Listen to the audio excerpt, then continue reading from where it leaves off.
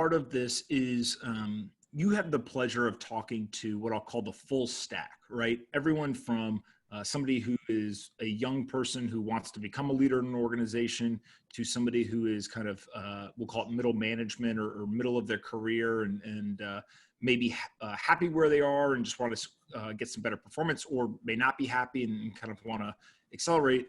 But then you also talk to the absolute best in the world as well. And so as you've been doing this, what are some of the things that you've noticed the best investors, traders, what do they do that separates them from everybody else? Is it simple things, or are they more complex and nuanced? Like the top 1%, what separates them mentally from everybody else?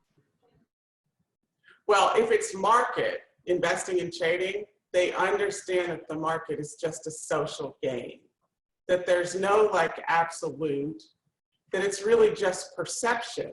Like, and it's waves in the ocean of perception changing.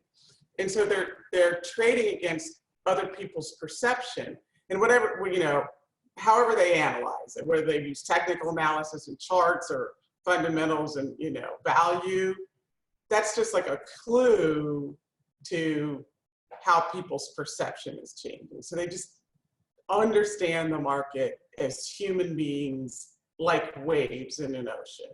And it's a really different way to have internalized the market. Plus they use their feelings. I mean, they really do use their feelings. Like, they know that conviction is an emotion, and they can tell the difference between when they're convicted in something for the right reasons or when they're like agitated and compelled to do something, but it's for the wrong reasons. Like, you know, another investment didn't go well, or the IRS showed up, or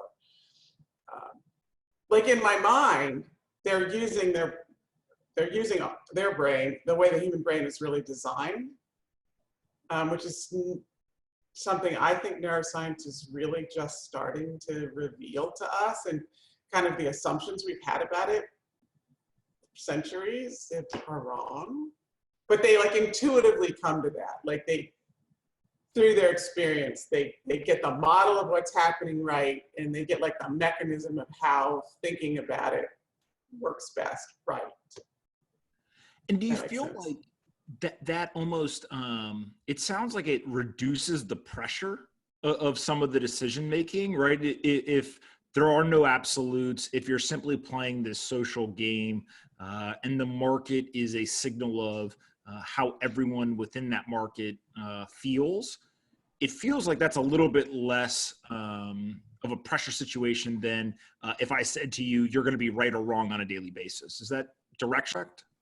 Yeah, I think that's true, because it's not like you have to find this secret answer that's lurking out there, you know, behind the clouds. And you have less of a feeling that you're searching for the Holy Grail, and more of a feeling that you're surfing. And so it's like, keep my balance, you know, and ride with the waves.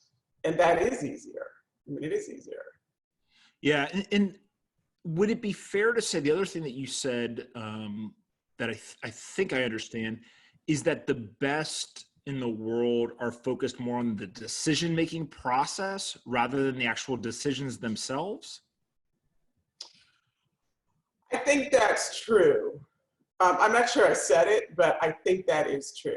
That people have they have a strategy that they know at once, you know, they want to look at it this way, and this way, and checks this box, checks this box, checks this box.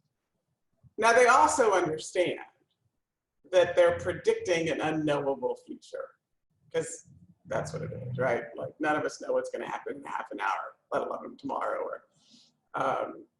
And by the way, the brain, it works on a prediction mechanism. So again, they're like in concert as opposed to creating friction.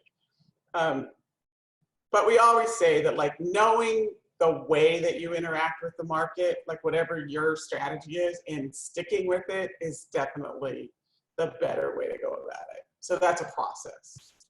Whatever your process is. Yeah, explain that more, right? So, like, is that a discipline thing when you say kind of understanding almost like your circle of competency and just sticking to that? Well, it's how you understand. It's like knowing through what lens does the market make sense to you.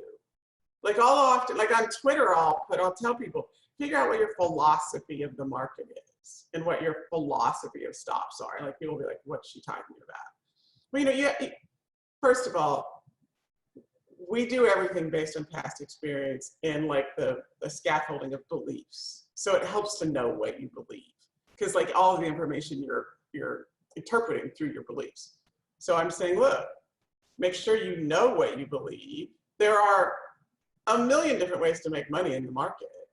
You just have to figure out like what yours is. Just like, there's a million different ways to play football, baseball, basketball, right? Like people have their specific combination. Well, it's the same.